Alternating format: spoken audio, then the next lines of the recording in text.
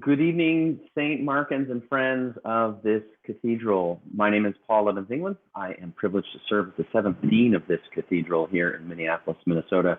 And I bring you greetings from your staff, from your clergy, and from your council on this, the evening prior to the official launch of our fall program year, which runs from September of 2022 through late May of 2023. This is really the first of its kind since the fall of 2019, pre-COVID.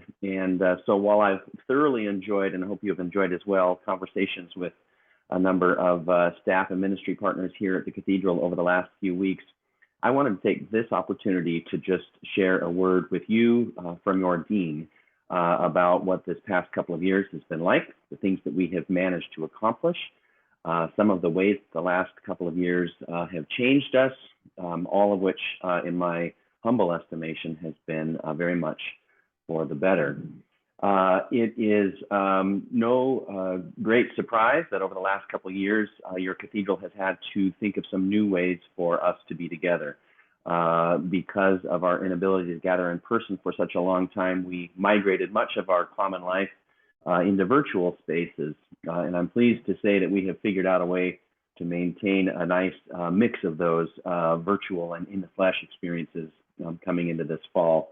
And we have figured out how it is that we can learn together online in addition to in the flesh. We've also figured out some new ways that we can be gathering for prayer and worship online. And I pray that those have enriched your experience of cathedral life.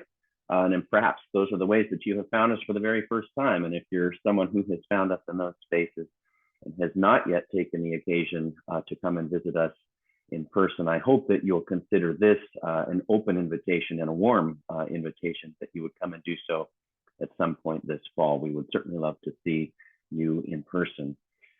We have also, over the course of the last couple of years, managed through the incredible leadership of your property committee here at the cathedral, managed to undertake a number of significant capital projects here on the campus, several long overdue projects, several projects that have to do with kind of cleaning up the place for the purpose of monetizing and opening ourselves to the community around us.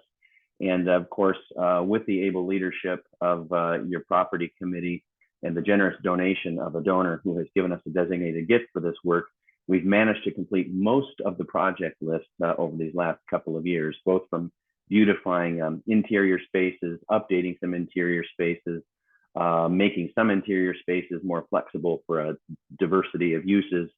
And we've also managed to tend to our spaces outside, to be a good neighbor and to tend to how it is that people interact with us from the outside here at the cathedral. So we're grateful that we've made progress in those areas as well.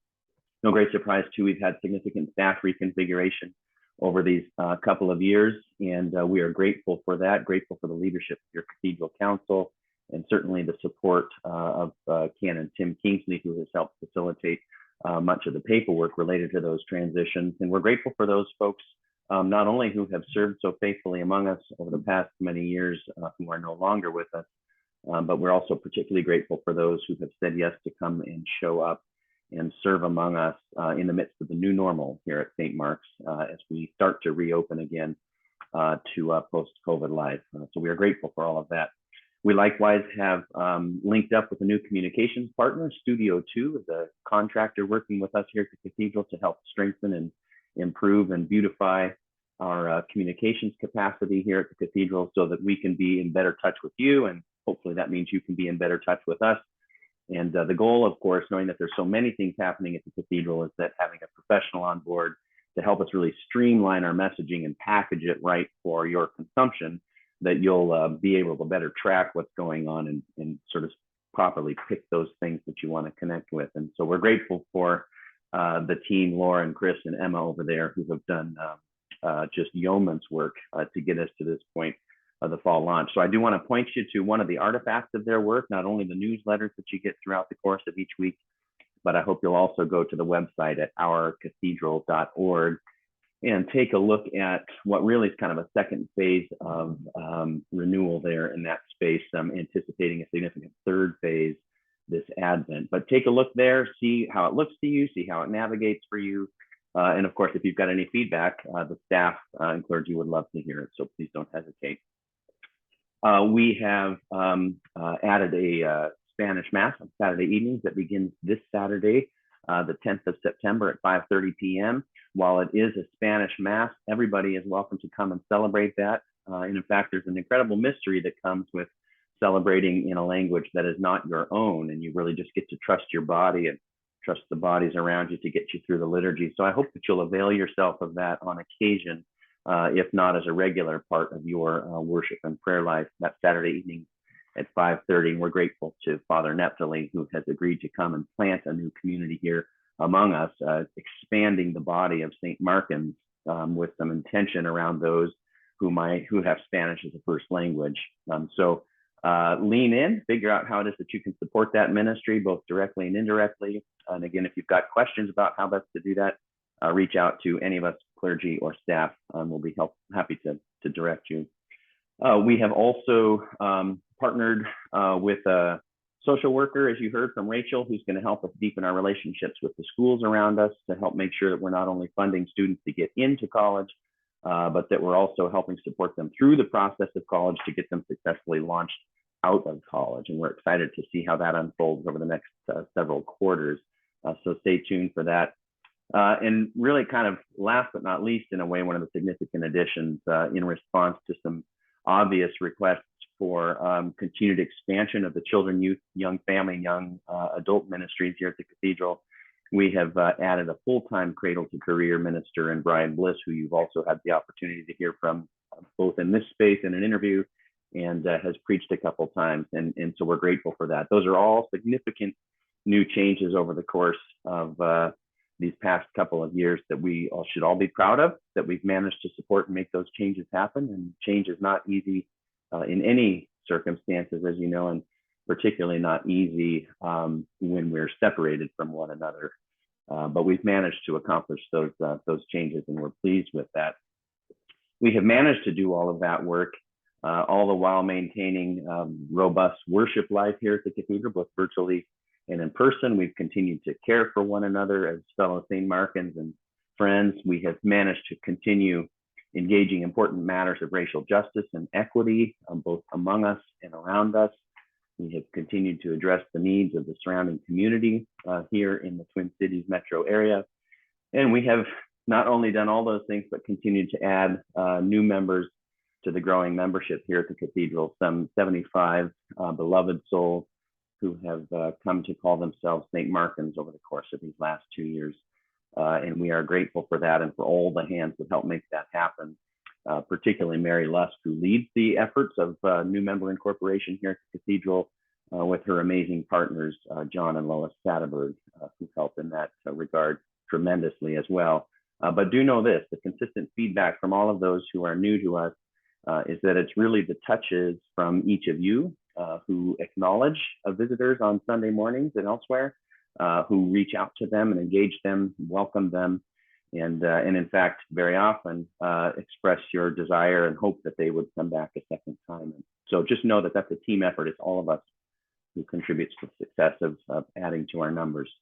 So thank you for that. As we return this fall, it's obvious there's going to be a number of things that feel familiar to us. We'll have the regular rhythm of weekly worship and prayer.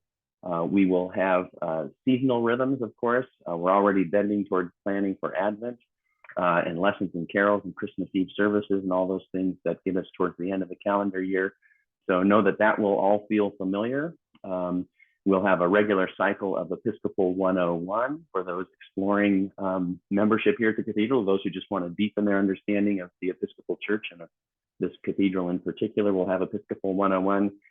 And returning for the first time in 3 years, we'll gather again for roundtables, where we gather around a common meal. We listen in on a very short lecture and then have table conversations with friends and, in fact, new friends that we develop over the course of those 3-week cycles. So roundtables is back as well, and that ought to feel familiar from previous years.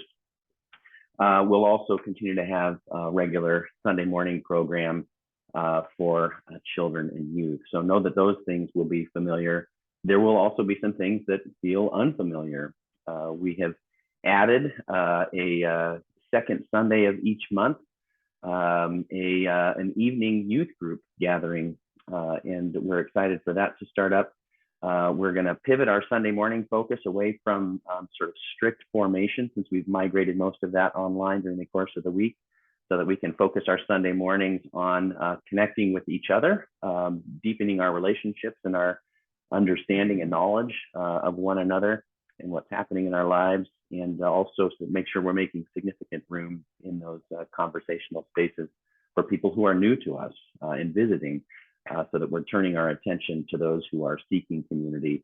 And so that will feel perhaps a little bit new. We'll continue to have food and fellowship out and available to you, and we hope you'll show up and partake in that. That's both between the 8 and 10:30 services, as well as after the 10:30 service. We have added this year some quarterly discipleship groups that range in length of anywhere from 4 to 8 weeks, in content from anywhere to racial justice to men's spirituality to deepening our understanding of the way of love. And there's a number of groups you can find both online, and there's hard copy stuff around the cathedral related to discipleship groups. And if you're looking this year to add a little something to your regular rhythm of prayer and worship, maybe a discipleship group is not a bad idea. You can develop relationships with a small group and deepen your knowledge in a particular subject area as well. So hope you'll avail yourself of that. And last but not least, some of the unfamiliarity will show up in the realm of our new communications. We hope that you'll notice our efforts in that area. We take it very seriously that while we're doing great things here, it's in a sense to no avail if you don't know about it. So we want to really make sure we're communicating clearly and getting all the information in front of you so that you can be making informed decisions about how you're investing your time in your spiritual life. And so we want to help with that. So let us know how we're doing. And again, go to the website, ourcathedral.org, and just do some exploring. And if you're interested in ways that you can connect with any of that, or you're confused about how to navigate, just never hesitate to reach out to your staff and clergy. It's why we're here, to help you get connected and deepen those connections. So we'll be looking to hear from you in the near future. We do come to this fall with a number of significant needs, specifically needs from you, our members and friends of the cathedral. We will have a fall pledge campaign again, as is an annual tradition here at the cathedral. We anticipate it will stretch from late September into the middle part of November. And as with every year, our goal is to have all our pledges returned by mid-November, so that at our November council meeting, the council has real numbers to be working with in their drafting of a budget. And the goal is to read a first reading of that budget in November with some real numbers in mind, so that we have a month to tweak and perfect and balance everything for a second reading and final approval of the budget at the December council meeting. So we are depending on each of you at your soonest convenience to make that pledge for 2023. You could make that pledge right now if you wanted, by going to the website and making that pledge. But you'll also hear over the course of 5 or 6 weeks the message that is consistent here at the cathedral about our commitment to the 5 marks of mission. And that's going to be, again, the framework for our pledge drive this fall. And so at any point in there that you have questions or comments or even concerns, I hope you'll bring them to your staff and clergy or council so that we can have conversation about them. But we are asking for 100% participation in pledging. If you've not been a pledger, but you've been a regular giver, this might be a year to convert to pledging. And if you've been pledging, but not giving on a regular basis in terms of an automatic give, this may be the year to switch to an ACH give, so that that pledge just comes out regularly, so that the cathedral can count on a regular cash flow in not only the balancing of a budget, but also its management over the course of a year. So we really are depending on you. We can't have an operating budget without financial commitments from each one of you. So we hope that you'll make that financial commitment in a way that's predictable for us and in a way that is meaningful for you. We would love to imagine that your cathedral is in the top 2 recipients of your charitable dollars. So again, if you've been set at an amount, we hope you'll consider an increase of at least 5 to 10% if you're thinking percentage-wise, and of a significant amount if you're thinking of simply moving into another bracket of giving here at the cathedral. And again, I'm always available and happy to have conversations with folks about pledging practice.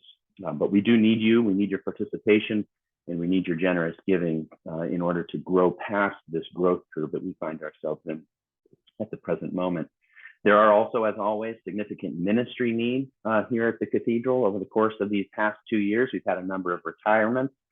We've had a number of folks move out of ministries, and we need to regather folks to do the work of the church, the work of being church, all the way from altar guild to ushering to Eucharistic ministering to greeting to event coordinating and volunteering, and into children and youth volunteers.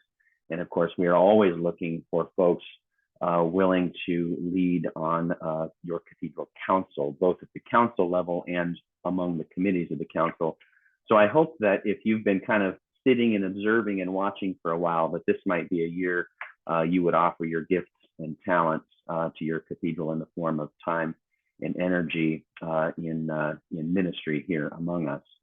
And last but not least, a big ask to you. While some people happen to find us online, almost by accident in a way, given all the content online, it is still the tried and true way of growing a faith community that our membership, who have come to love this place, who have come to find meaning and purpose here at the Cathedral, who have come to be proud of the experience they have here at the Cathedral. It really comes down to you being willing to take the risk to share that good news with somebody in your circle of acquaintances and friends or neighbors, and simply extend an invitation. It's non-coercive. It's just an opportunity for you to witness a little bit in your own public life, to say, hey, I'm part of this community. It makes a difference in my life. Here's the exact difference it makes. And I wonder if it might make a difference in your life as well. And I'd love for you to come and join me some Sunday for worship and see what you think. And no pressure, but I'd love for you to come and see what you think. Just see if you can try that, practice that this fall, and see if you can't get some folks who might be seeking some sort of spiritual community to see if St. Mark's might be that for them. We do all this good work. We do it not only for ourselves, for the immediate neighborhood around us, but we do it because we are partners with God in the transformation of the world. And it depends on each and every one of us to make our commitment, to make our contribution, and to participate in this amazing life of transformation that God has called us to. I am so grateful, so privileged, so awe-inspired to get to serve among this incredibly gifted and tender and kind and compassionate and visionary cathedral. And while we are just coming into an uncertain future right now, having come out of 2 years of COVID, all the signs point towards a reason to be hopeful and optimistic, and to plan for the very best this fall and throughout the course of this program year. And I'm excited to do that with you, and welcome your prayers for me. And please do count on my prayers for you and for this whole cathedral community. Good to be with you. Cannot wait to see you this weekend as you all trickle back from your summer wanderings. And it'll be good to be back together. Truly, truly good to be back together, to see each other face to face, to celebrate. And as we do so, know that we have pivoted away from required masks to recommended masks. So when we see each other, know that we're each doing our own thing with our own interests in mind. And we will, as we have for the last 2 years, continue to support each other in that effort. Know that you are loved both by your God and by your dean, by your staff and clergy and council, and we are grateful to serve among you and excited for the year ahead. Take good care. Bless you.